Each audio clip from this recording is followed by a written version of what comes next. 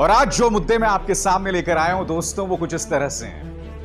रसोई गैस के दाम एक बार फिर बढ़े और 15 दिनों में यह उछाल दूसरी बार आई है। और दूसरी बड़ी खबर, तालिबान के साथ भारत सरकार ने औपचारिक तौर पर बातचीत शुरू कर दी है। यानी कि देखिए, अच्छे दिन लाने का तो कभी इनका वादा था ही नहीं। चुनावी नारा था, ये बात अलग है।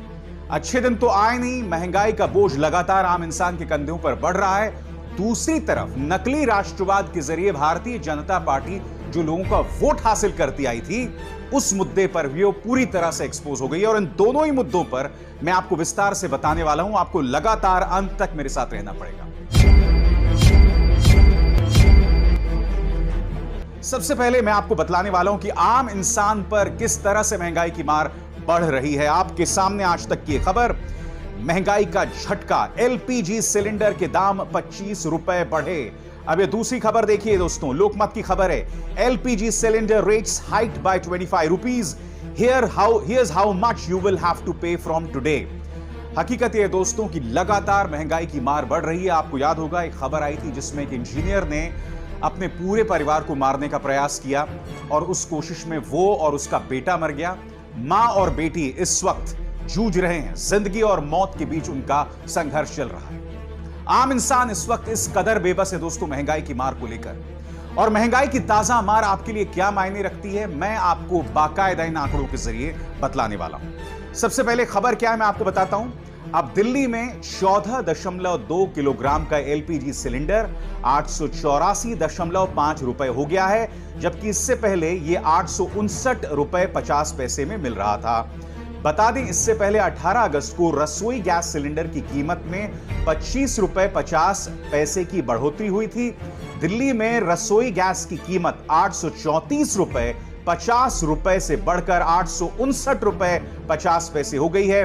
15 दिन में ही गैर सब्सिडी वाले एलपीजी सिलेंडर 50 रुपए महंगा हो गया है दोस्तों। 50 रुपए महंगाई का मतलब आप समझते हैं। रसोई गैस, पेट्रोल जो है वो कई जगहों पर इस वक्त 110 रुपए प्रति लीटर पर बिक रहा है। 107 रुपए से 110 रुपए प्रति लीटर पे अधिकतर देश के हिस्सों में इस वक्त पेट्रोल जो है वो बिक रहा है।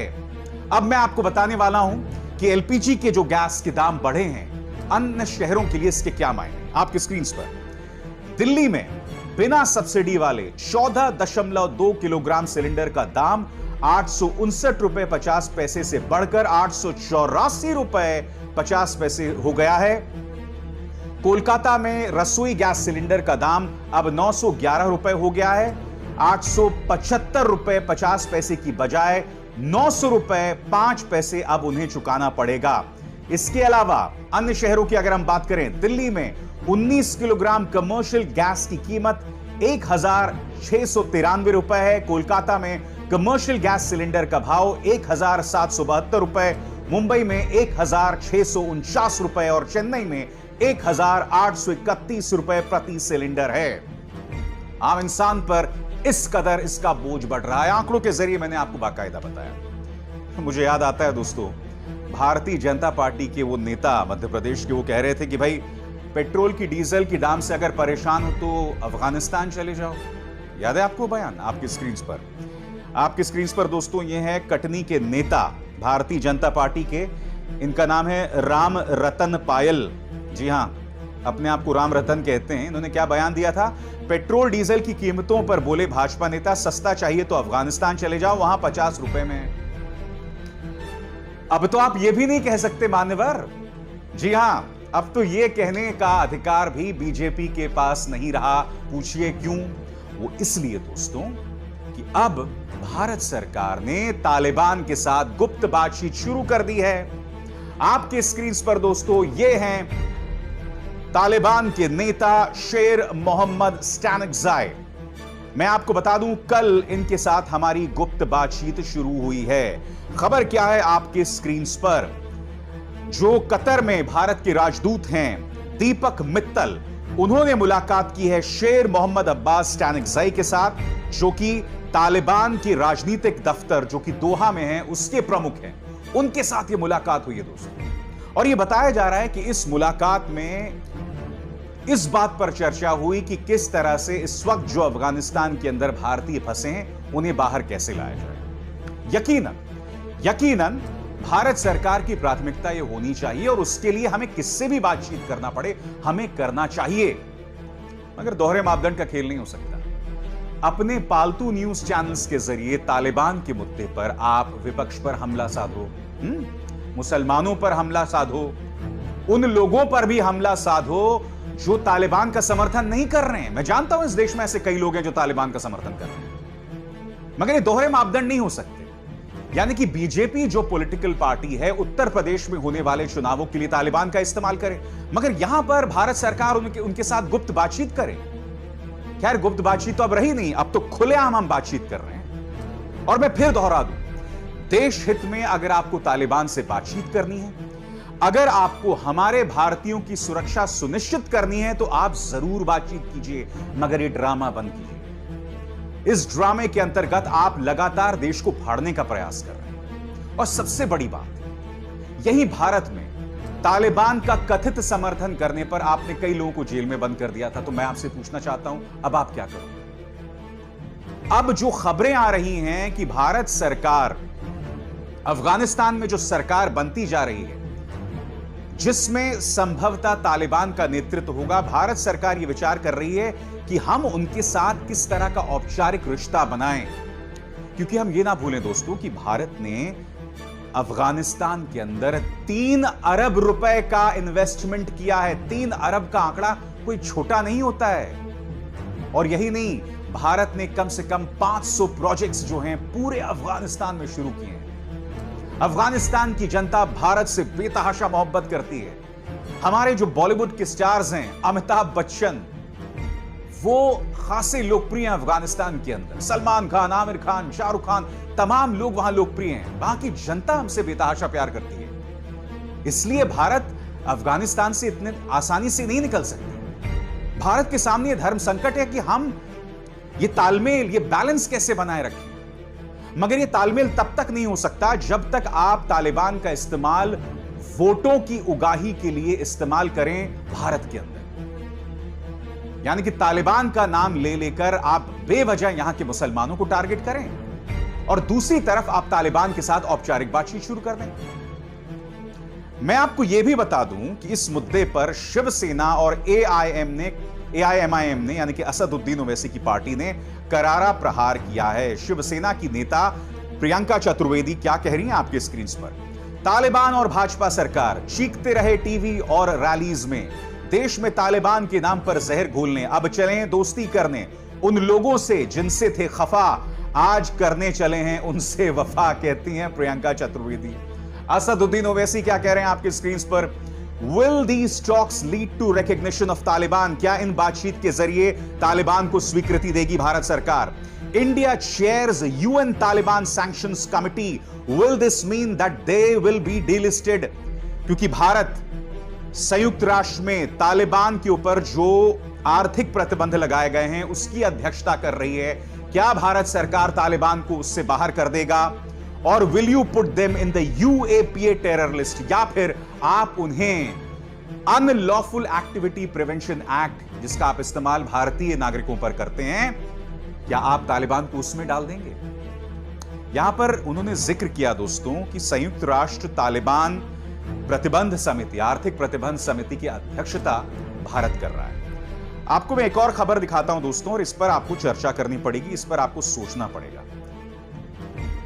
भारत इस वक्त संयुक्त राष्ट्र सुरक्षा परिषद का अस्थायी टेम्पररी प्रेसिडेंट है और भारत के नेतृत्व में अब तक क्या होता था, जैसे ही तालिबान अफगानिस्तान में कोई भी आतंकवादी हमला होता था तो संयुक्त राष्ट्र सुरक्षा परिषद तालिबान का नाम लेकर कहती थी कि आप अपनी जमीन का इस्तेमाल आतंकवाद के लिए ना करें या आप आतंकवाद पर अंकुश डालें। अब जबकि भारत इसका इंटरिम प्रेसिडेंट है, टेम्पररी प्रेसिडेंट है, भारत ने तालिबान शब्द को हटा दिया है। यानी कि अब हम तालिबान को नसीहत नहीं दे रहे हैं कि आप अफगानिस्तान की जमीन का इस्तेमाल न करें आतंकवाद के लिए। इसका मतलब क्या है दोस्तों, मैं आपको पढ़ के सुनाना चाहता हूं। 16 अगस्त का यह बयान यूएनएससी यानी कि संयुक्त राष्ट्र सुरक्षा परिषद का आपकी स्क्रीन पर।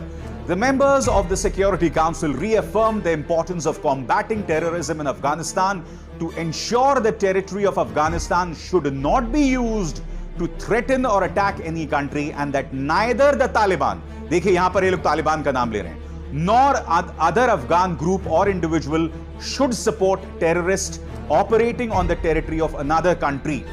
16 अगस्त को यह बयान तालिबान को बाकायदा चेतावनी दी गई। अब जबकि भारत इसका इंटरिम प्रेसिडेंट है, यूएन सिक्योरिटी काउंसिल का बयान क्या है? The members of the Security Council reiterated the importance of combating terrorism in Afghanistan to ensure the territory of Afghanistan should not be used to threaten or attack any other country। आप देख रहे हैं यहां पर अब तालिबान शब्द को हटा दिया गया है। देखिए दोस्तों, मैंने 10-12 साल फॉरेन अफेयर्स कवर किया है और मैं इस बात को बखूबी समझता हूं कि कूटनीति के लिए और अपने देश की जनता की रक्षा करने के लिए कभी कभी आपको 2 कदम पीछे जाना पड़ता है और हमें करना भी चाहिए।